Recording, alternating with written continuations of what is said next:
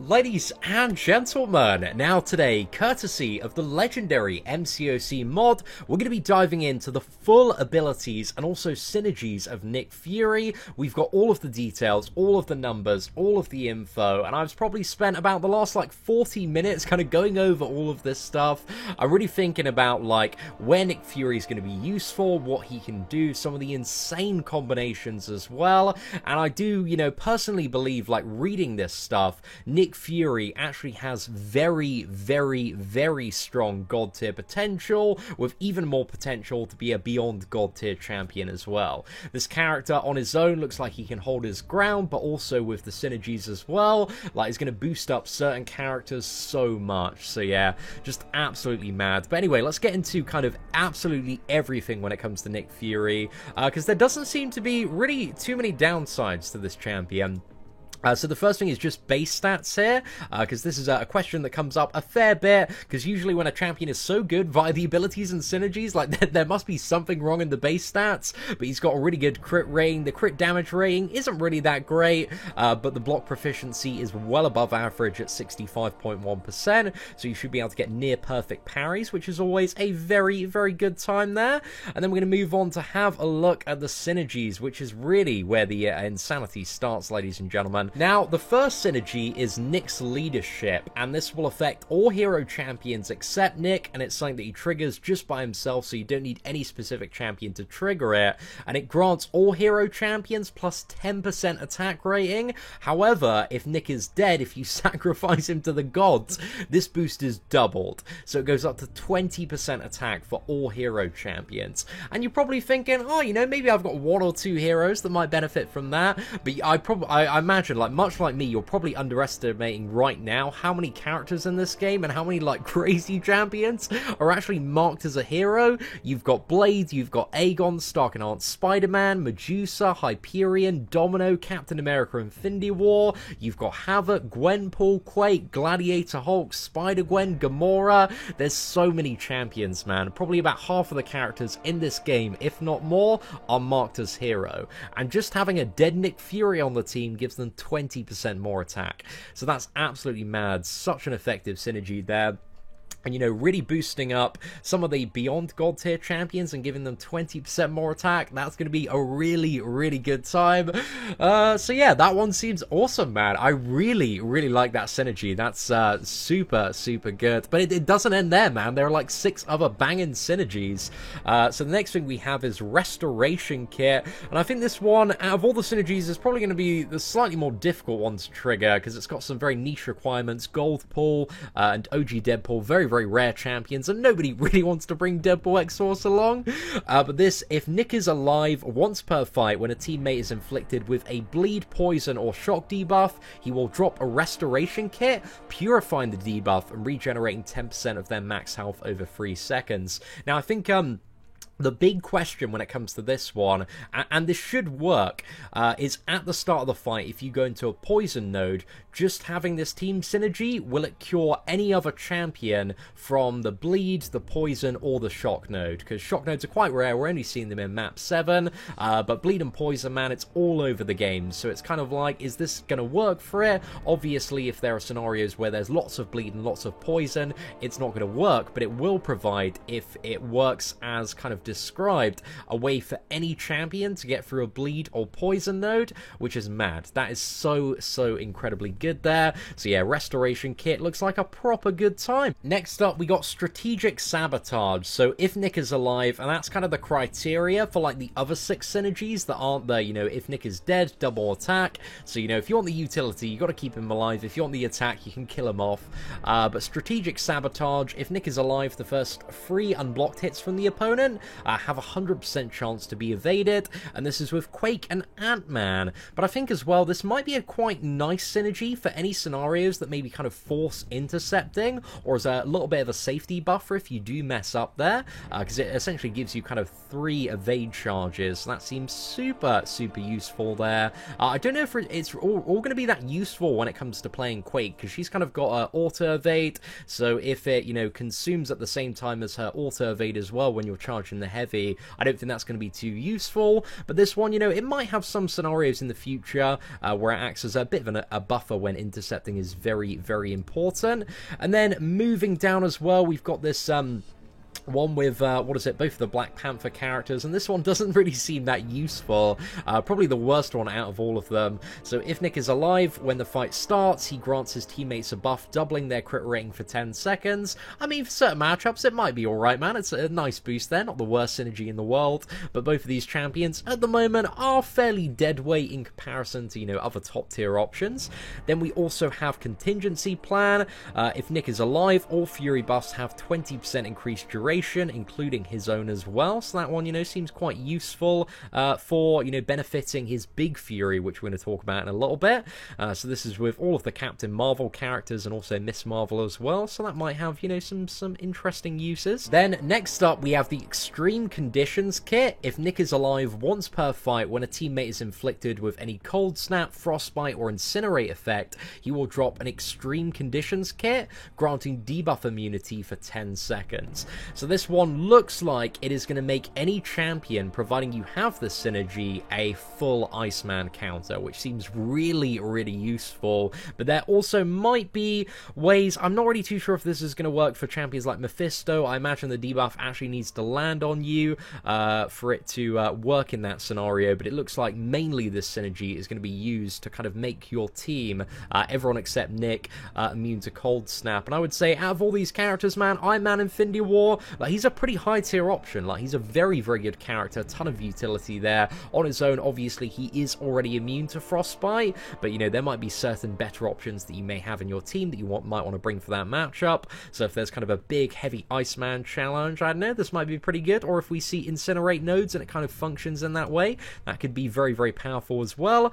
And then we've also got the Power Kit as well. So if Nick is alive once per fight, when a teammate is affected by a Power Steal, Power Lock, or Power Drain effect, he will drop a Power Kit, removing the effect and granting 1 bar of power over 10 seconds. So if this kind of synergizes with, you know, those nodes that we've seen in the past that like drain all your power and deal damage, this is going to be pretty good. And Scarlet Witch is a very decent champion to bring to a lot of teams as well. So yeah, that might be a pretty cool synergy there. But overall, man, so much great stuff, and we haven't even talked about any of the abilities yet. But I think what we'll do is we'll get back to his awakened ability slightly toward the end of the video, because I want to talk you through some like crazy combos as well. Let's go through the basics of Nick Fury. So the first thing he uses Battle Scars. So when striking a bleeding opponent, Nick's critical rating is increased by 200 and a bit, so that's not really too much. But the big effect from this one is his attacks will ignore 100% of physical resistance. So in scenarios where there are big amounts of physical resistance, this is really, really good as well. And also the next line, which seems absolutely mad. While the opponent is not under the effect of a regeneration buff, all of Nick's bleeds are 100% more potent. So while the opponent is not regenerating, your bleeds still double damage. Now, I'm going to talk you through some crazy bleed combo scenarios as well, but let's kind of go down to his kind of bleed section here, because he has bleeds on so many different attacks, man. So, basic attacks. Ending a combo with a light attack has a 100% chance to inflict a bleed, dealing this is 45% of his base attack as bleed damage over 1 second. So 1 second bleeds. If you are a fan of the Deep Wounds Mastery, you know how valuable these bleeds are, because you can increase this by so much. You can bring this up to 3.5 seconds and get this damage from 1,000 to 3,500. But there are more ways to increase this damage, lads, which we're going to talk about in a second. We also have landing any medium attack has a 100% chance to inflict bleed, dealing 50 damage over 6 seconds. This one is pretty weak, but it does serve a function that we're going to talk about.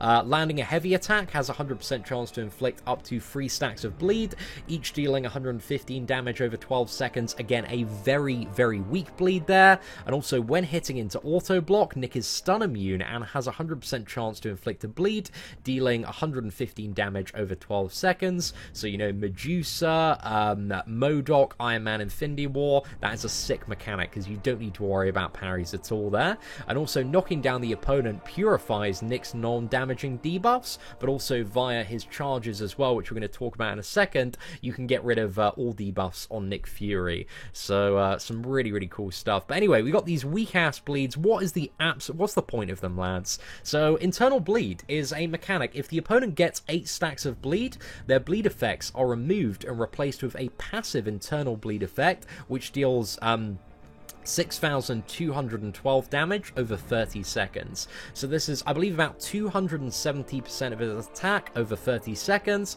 It's not going to be the biggest bleed in the world, but the secondary effect is kind of the biggest thing that comes with this one. So while Internal Bleed is active, all of the opponent's bleed debuffs have an increased duration of 0.2 seconds per tactical charge, and you can get up to 20 of these tactical charges, plus a Fury as well. So you can get an additional 4 seconds on, you know, we were looking at that light bleed at the start, so you want to get the Internal Bleed up and then pump up the tactical charges, and you can get a lot more duration off that light attack bleed. Combine that with Deep Wounds and also his Fury effect, you've got a very, very threatening bleed there. And I did a little bit of math, and if you kind of nail it at the right time, and remember as well, an important thing is going back to the regeneration. If the opponent is not under the effect of regeneration, all of his bleed damage is doubled as well. Now, to cover some very rough math on this, this basic attack light ending combo bleed is just over 1,000 damage over 1 second. Deep Wounds brings it up to about 3,600 damage over 3.5 seconds,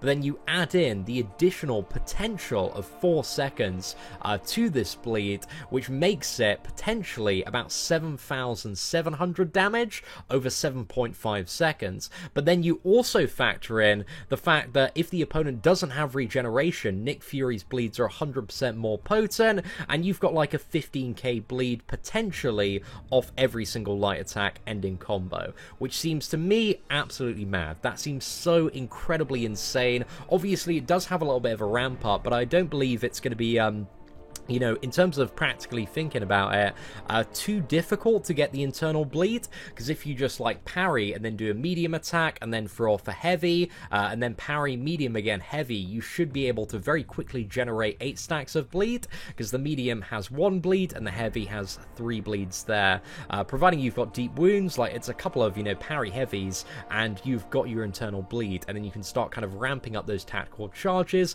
and getting crazy bleeds off the end of light attack combos there. So, you know, a bit of crazy theory crafting, but that's not all, boys. We've also got the Fury as well. There's the Fury, which is like, I think it's 180% more attack, and there are a couple of ways that you can get this via tactical charges, via his awakened ability. But anyway, let's get on to talking about his tactical charges and how these work. So if you're fighting against an Avenger, you immediately start the fight with 6 of these charges, so that kind of boosts you to instantly being able to avoid any evade effects, which is super nice. And also when Nick is struck, and this one's mainly on defense, he has a 100% chance to gain 1 tactical charge, but this is reduced to 25% against mutant opponents. So I think when fighting Nick Fury, you're probably going to have to bring a mutant or champions that can deal a lot of damage in like 1 or 2 hits, like really strong heavy attacks. But we're going to be covering that a little bit later this evening on the channel. And then while Nick is under the effect of a Fury, tactical charge durations are paused, so they're not going to dissipate there. However, if you don't have a Fury, he's going to lose 1 charge every 6 seconds, and this decreases to every 4 seconds while at or above 10 total charges. Additionally, if the opponent performs a well-timed block, Nick loses 1 charge as well, so that's a way when fighting him to get rid of a charge. But at 5+ charges, Nick's attacks can't miss or be evaded, so this is a counter as well on defense to Ghost, because Ghost is not going to be able to, I assume, kind of phase out there, but also when fighting, I assume, invisible opponents, that is going to be very useful there. But I think it's going to be quite easy when playing this champion to get 5 charges, so you can get a complete evade counter very easily there. Also at 10+ charges, Nick's Purify effects now target all debuffs, so this is whenever he knocks somebody down, he'll purify all debuffs on him, so that's absolutely insane as well for getting rid of stuff.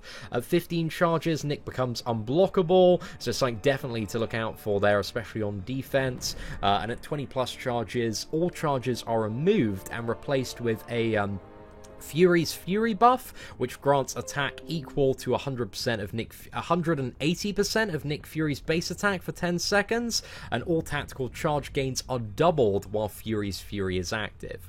So I assume you want to like be at a special 1, almost close to a special 2, you fire that off, you get the 20 charges, and then you fire off another special 1, boom, you're back up to 8, and you're, you know, enjoying the effects of the opponent can't evade, and also the increased bleed duration as well, as the crazy attack. So yeah, it seems pretty awesome there. And also the the diminishment on the Fury tactical charges are paused while he has the Fury as well. Special attack 1, when performing this attack he gains 4 tactical charges, so that's the way to generate them. But the special 1 as well also reduces the opponent's block proficiency by 50% and defensive ability accuracy by 70% for 8 seconds off at SP1.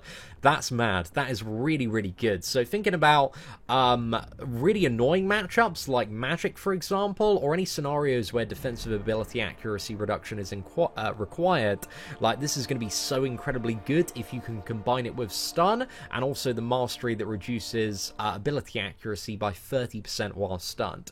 This means while he has this debuff and stun active, the opponent has no ability accuracy, and you can get through all sorts of stuff, like Magic's Limbo is a great example of that as well, but that's mad. The special 1 looks proper good, and also when it comes to fighting things as well, having such a high potency ability accuracy reduction off the special 1 is going to be very useful for helping to manage his rock stacks, kind of combined with the fact that Nick Fury is bleeding left and right.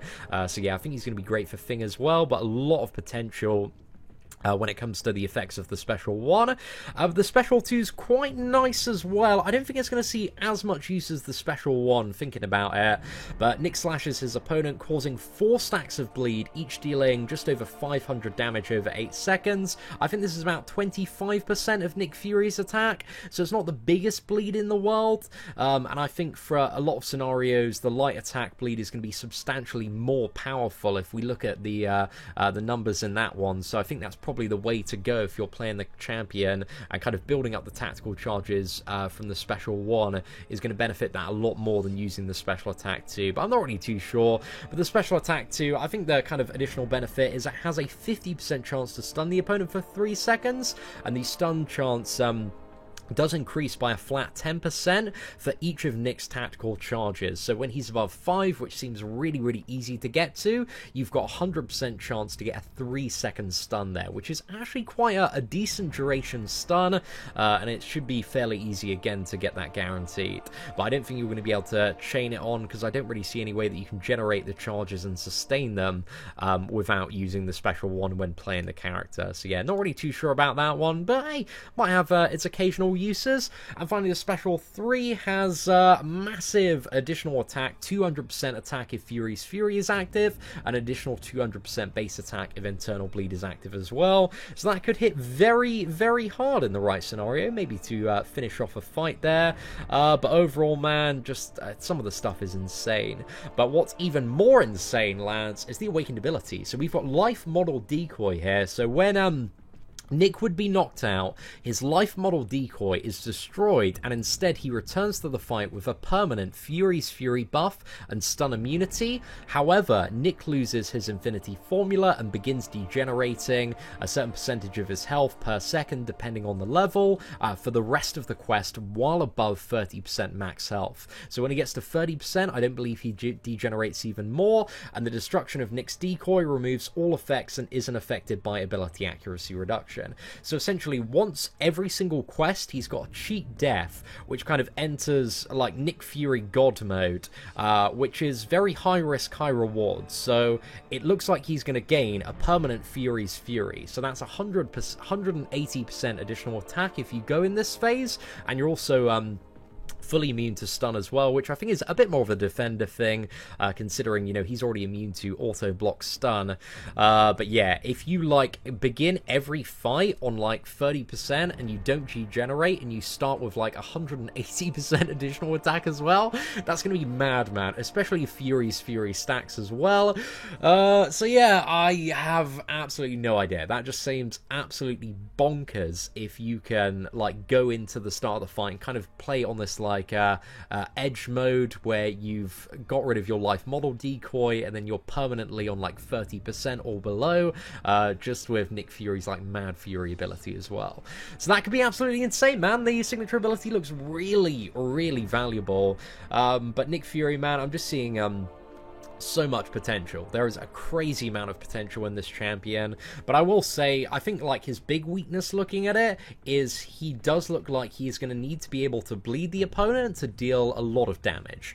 So I really don't know how useful or practical he's going to turn out to be, but it looks like the way that he's played, you can play him in the majority of matchups, but he's not going to be very good in matchups where he can't bleed the opponent, because it looks like so much of his damage output is going to be coming from those kind of ramped up combos where you end with a light attack, because there's just, you know, absolute insanity there, according to breaking down these abilities. So much, man, so much stuff. I'm honestly blown away by the potential of Nick Fury, and all the content creators are probably going to get him before me, mate. It's gonna happen, and there's going to be so many videos, but I'm looking forward to watching them regardless, and seeing what crazy stuff people are doing with Nick Fury.